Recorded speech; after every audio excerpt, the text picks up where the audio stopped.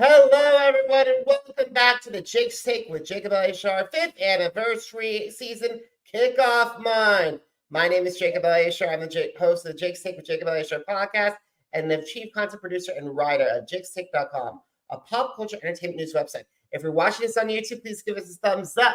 And if you're listening to any of our audio platforms, please subscribe and please download this episode and more episodes. I'm thrilled to welcome our next guest today. She is a Billboard Top 10 recording artist. She has received praise from the New York Magazine, New York Times, and Southern Living. She has toured with Carrie Underwood, Cliff Black, Emmylou Harris, and Taylor Swift. And as of this recording, she has over 23,800 YouTube subscribers, 78,000 Instagram followers, and 295,000 Facebook followers. So please help me welcome Bryna to the podcast.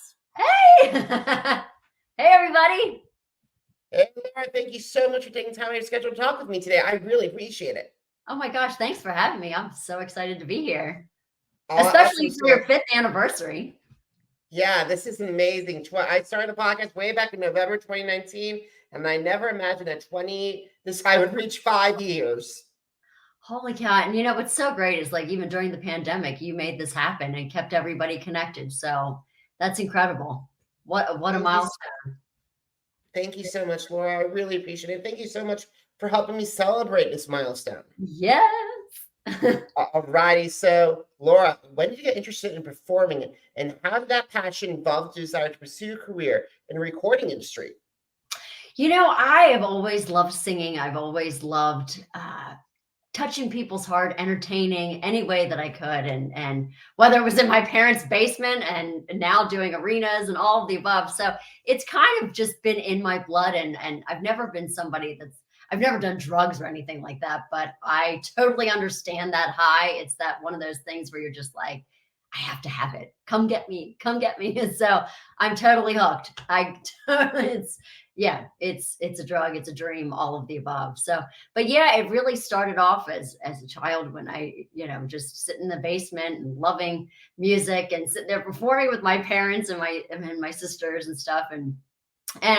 But really like I've always loved country music, and it's really stuck with me and in my heart with, the lyrics, the melodies, and, it's about real life and things that you're going through, real life experiences and that kind of thing. And so when my brother was young anyway, but so sick, and he had a brain aneurysm, and I'm from the middle of nowhere in Maryland. We would drive to Washington, D.C. every day, my mom and I, because my father had recently passed away when my brother, a month before my brother went into the hospital. And we would drive back and forth from Maryland to DC. And, it's a good 45 minutes, hour and a half, depending on traffic on 495.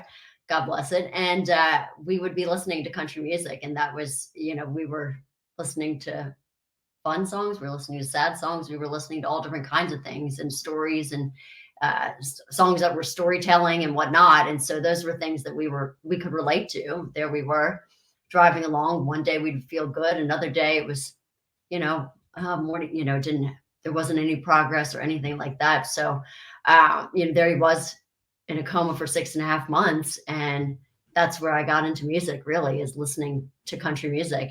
And then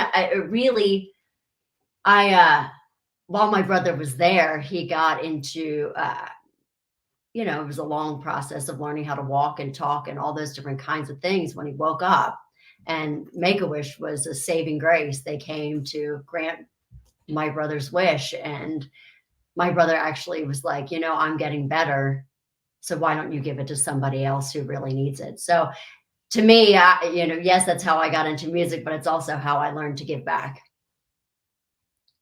And I gotta say, that's an incredible story. Like, seriously, I never imagined that someone say, hey, wait a minute, I'm getting better. I'm getting closer to being healed. Give it to somebody else. That is such a beautiful story of giving back. Yeah, thank you. Yeah, I mean, my brother's he's an incredible man and an incredible human being and such a heart of gold. So, I mean, what a great role model to have in my life. Absolutely. So speaking of role models, who are some of the recording artists that helped shape your sound? Oh gosh, I love where music's at today. Everybody's listening to all different kinds of music on their computers, their phones, all different things, and iPads. And so what I love is that everybody is listening to all different kinds of genres, because I think as artists, that's what influences you, is the different people you listen to, and mine's all over the place. Like I I love some Wynonna Judd. Chris Stapleton is I love him. I love his voice. I love his guitar playing, everything. You feel every emotion that he sings. I love Dolly Parton for just being an entertainer, but also just uh, for her being so philanthropic. I love her. I love her sass. I love her attitude. I love just her love of life too. But I mean, I obviously wasn't around when Elvis was around, but I love his music. I love that he did everything. He did all different styles of music. So I definitely have had some great influences, and I love me some good Etta James too. Oh, the blues just hits me right there. So I mean, it's kind of shaped who I am. I love country music. I love a little sass attitude in your face, but I love the blues, and you definitely get that rock kind of vibe too. So it's definitely a high energy show when you come to a Laura Bryna event. That's amazing. And I got to say, I love me some Dolly too. I had the opportunity in my life to be on the phone with 2 dozen other reporters and just get my question answered by Dolly both times. Oh, It's still the most amazing thing on the planet. And she even sang a few bars of Kansas City during my first time meeting with her. that's so great. Yeah, what you see is what you get. She's as real as it comes. So I actually, a dear friend of mine, Dane Bryan, we've done some shows together and things like that, and just absolutely a dear friend. He actually was the one that produced the Dolly Parton and Olivia Newton-John, the last record that Olivia did, Jolene. So, and it's obviously highly acclaimed and all of those things. So he sent me pictures of the two of them together in the studio, and he said she's as real as it is. She's like, and he was sitting there. He's like, how do you produce Dolly Parton? Like, hi, can you sing this? And she was so real. She's like, produce me. Tell me what you want. I want to know what you want. And he said it was one of the greatest experiences ever. And she's a ball on. Oh, my hat's a little messed up. Sorry. That's amazing, because I gotta say this. I love that record. That record that she did with Olivia gave me chills. Jolene, and having sing Jolene together, it gave me chills. Chills. And that was like the last thing that Olivia recorded. So it was absolutely incredible. And I'm so proud of him for producing it. But yeah, it's the two of them together and they're both each other's cheerleaders, like through the ups and downs of the industry and stuff like that. They were always there for each other, which I think is really cool. And that's what country music's about, is everybody really celebrates each other and everybody's successes and lifts everybody up when they're having a low moment too. Absolutely. So speaking of lifting each other up, you had the opportunity to open up with Carrie Underwood, Luke Bryan, and Tim McGraw, 3 incredible modern day country icons. So what were some lessons that you learned to help you grow as a performer from that? It's really, there's, again, like Dolly, so real and so down to earth. It's really, yes, you get to do these incredible shows with them, but it's also about the hang backstage too. They're just like, hey, let's grab a snack and hang out and whatever. So it was so great for me to really just be there one-on-one and hang out and get to know them as people too. And then see them recreate this magic night after night on stage. It's like they're telling the story for the first time, or they're sharing the song for the first time. And they allow each listener, fan, whatever you want to say, be in that moment, share in that intimate moment as if they're the only person there. So it's just, to me, I learned so much by watching that. I mean, it's like, okay, you sit there, every little thing. I mean, I had a chance to open for Emmylou Harris too, who's a fellow Marylander as well. And I mean, Grammys, everything, and just such a class act. And and you never know, like, you don't know that they're going to sit there and watch your show, who you're opening for. And as I'm walking off stage, she was like, I loved your show. And I was like, oh my God, like, it's one of those where you, like, those teary-eyed moments. You're like, did she really just stand there and watch my show? I mean, like, this is Emmylou Harris, some incredible icon of country music. So yeah, I mean, that's what I love. And like I said, like, I love that about country music. Everybody's so supportive of one another. Like, hey, when I worked with Clint Black, he's like, hey, Laura, I want to show you this, or hey, let's do something together here or whatnot. I mean, it's really about supporting one another. It's a big family. Absolutely. And it feels like with country music today, what I'm looking into as a longtime music journalist, since I've been reviewing some music since 2011, I've noticed that a lot, there's still the more storytelling elements of country. Country music has the only ability to tell those stories and weave, because I don't feel anything from hip hop.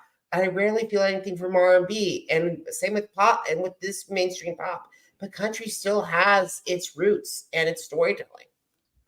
It definitely does. And it's like, it definitely ties all of those things together, like, and in such a clever way, like the double entendres, or the double meaning, different things like that. And it's all about a great story and a great lyric and a great melody. I mean, Luke Combs has his new song, Where the Wild Things Are, so it's just, it's definitely, there's definitely some rhyme or reason why somebody writes this or they record it. It's not just like, oh, this was a great song. There's a reason. There's an attachment. It's in their heart. It's in their blood. They feel that song. Absolutely. And speaking of songs, that was a perfect segue to talk about the stories behind. I took some of your songs that are most streamed on Spotify, and I would love to learn some of the stories behind them. Okay. I love that. So I got to say, before we got started, I was listening to Certified, and as of this recording, 226,000 streams on Spotify. Oh, Certified is so fun. I got to write that with Josh Logan and Kenny Fleetwood, and we sat down, and I was like, I love sassy. I love attitude. I love in your face. I love edgy, all of the above. And we're talking about, there was a girlfriend of mine who was in this, crazy relationship, as you do, but she met this guy, and now the relationship's over, of course, but he just thought he was all that in a bag of chips, and he was like, hey, and like, and in Certified it says, if you're a 10, I'm 11, and all these things, and he was always trying to one up, and I'm like, honey, that ain't it. That is not how it happens. We need to get rid of this one and move on to the next one. So we're still looking, but yeah, it was really fun. A lot of sass, a lot of attitude, and aren't we all a little crazy? I mean, if you're crazy, I'm definitely crazier. I love to push the edge, so we like to take it as far as we can. And yeah, Certified, it's been so great with the video. Zane and his whole team, it's like Yellowstone in a new kind of steampunk way, and it was just such a blast. Oh, by the way, and at the end of the video, you see us ride off into the sunset. By the way, my partner, my love interest, his horse was having the farts the whole time, and we're like this. How are you not supposed to be laughing? And it's just going. I was like, oh my god. So yeah, there behind the scenes is really funny, and then there I was with a couple corsets on, trying to keep them all up and this and on. So there's always the fun behind the scenes. But yeah, we've gotten some interesting comments about the video, and it's, some people have been like, well, why does she have to sound like that? Or why is a girl like that? I don't know. But, the thing I have to say that I've learned too about those great icons that we were talking about is that you have to be true to yourself. You have to be authentic, because you know what? People know if you ain't. And life is too short to be something that you're not. And to me, I only know how to be me. And I want people to connect with me, the real person that I am. And I love to have a good time. I love to push the edge. I love a great ballad with that's sensitive, that's emotional, and all of those things. And so I got to be me. And I think that's what we all need to do too. So. Absolutely. And speaking of sass, you brought up one of my all-time favorite songs is Janet Jackson's Black Cat, and you did a wonderful cover of it. I was listening to it on a stream before we got onto the stream. 251,000 streams on Spotify. I love that version of it. Thank you so much. I mean, Janet Jackson's just incredible. In fact, we have another fun cover coming out soon. Little tease, from another amazing female icon, Joan Jett. It's a little sassy. It's a lot of rock, but it's its own kind of a rock country version of "I Hate Myself for Loving You," and it's kind of got those Juddsy kind of harmonies too. So it's a lot of fun in that sense. But yeah, I mean, Black Cat, I'm a huge fan of Janet, and it's Tim Pierce is playing guitar on it, which if you know Tim Pierce, he is a monster guitar player. He's played on 1,000,005 things, all of the greatest records. So I was really, really fortunate and so blessed to have him on it. But yeah, I love it. It's it's definitely that rock and roll kind of fun song. So thank you for saying that. I am so touched. When I do a cover of a song, I always either, you want to pay homage to the artist, but you also want to make it your own. So thank you for saying that. I so appreciate that. You're so welcome. You're so welcome. So right now, as of this recording, we're in the middle of the holiday season, and one of your songs, Wishlist, has been getting a lot of buzz, and as of this recording, 1.1 million Spotify streams. Yeah, I know. It's so crazy. It's like, you write these songs and you never know like what they're going to be or what they're going to turn out to be or anything. And there I was like in the airport, I think I was on a layover in Dallas, and there I am like taking a napkin from the food court and sitting there like on the phone with Damon, one of my co-writers, Damon, and he's on with the other co-writer, Eric, and we're like, well, what if it goes like this and it sounds like this and Dear Santa and I'm like, write this down and all this. So I mean, you never know, and I love that people are just loving it. I mean, it's so exciting, and we wanted to create this holiday tradition, classic, all of the above, and we wanted something that was up tempo, something people could dance to and have fun. I mean, I guess obviously Mariah Carey is a big inspiration for our song, and I love what she does. And so it was definitely, we wanted to create something like that and keep with the classic and whatnot. So, but what's so great that I wanted to tell you that came out today, it's number 9 on the iTunes chart and raising up, and it's number 1 on the What's in Store chart for the second week in a row. Yay. I mean, I was like, to be on these charts with so many icons as well. Like, I mean, with Miley Cyrus and like Jelly Roll, and then you got like Taylor Swift, Olivia, and it's a top 20 Billboard on the adult contemporary chart. I mean, and then it's a top 5 on the Media Base holiday chart. I mean, it's like it's unbelievable. Again, I'm very blessed. I'm so excited. It's definitely the dream come true. So but I so couldn't wait to share that with you. And I am so excited to share that with me. And I got to say this, I definitely think Wishlist definitely has a chance to be on the same playlist as Brenda Lee's Rocking Around the Christmas Tree, Mariah's All I Wanted for Christmas for You, Darlene Love's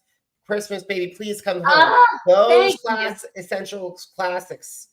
Oh, that's a huge compliment. I love that. Thank you. And not to mention, I could also see another amazing holiday song is Cher and Cyndi Lauper's Put a Little Holiday in Your Heart. I could also add to the mix of 5 Christmas songs that are necessary for any holiday playlist. Oh, thank you. I really, that makes me tear up. Thank you. I so appreciate that. I never expected all of this. And I mean, then we did like the Hollywood Christmas parade, and there we were in a car with all these floats and different actors in Hollywood, and yeah, it was such a magical event. All of this has been so magical, and definitely a pinch you moment, because you don't concoct this in your brain when you're like, hi, I want to sing, and I want to touch people's hearts, and I want to give back, and I want to help people, and whatever that is, it's just been a dream come true is really what I can say.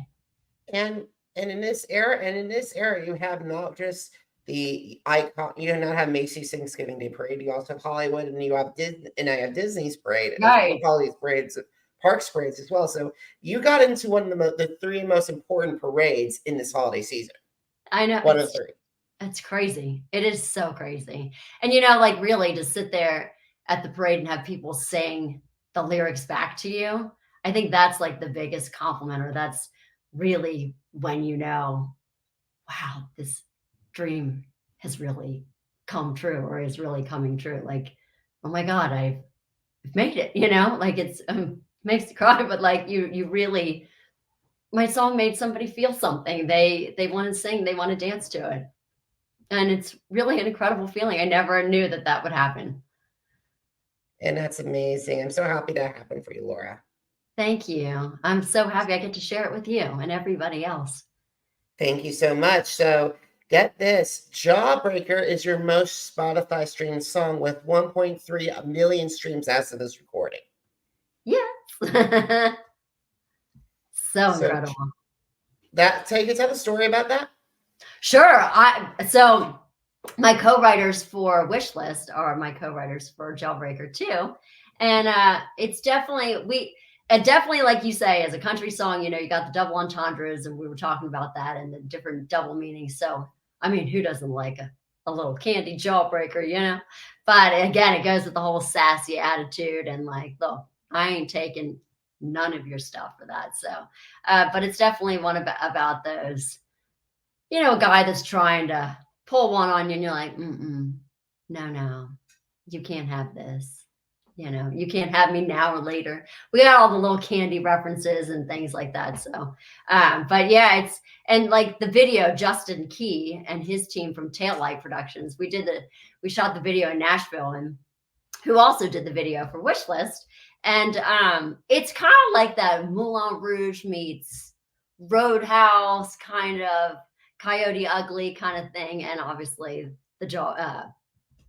oh my God, the Jawbreaker movie, but all of those different things. It's also, it's just so fun. But and they kind of like twisted and turned it all up and like kind of mushed it all together. And it was such a fun video. Mind you, it was so disgustingly hot in the middle of like July. Everybody's like, oh my God.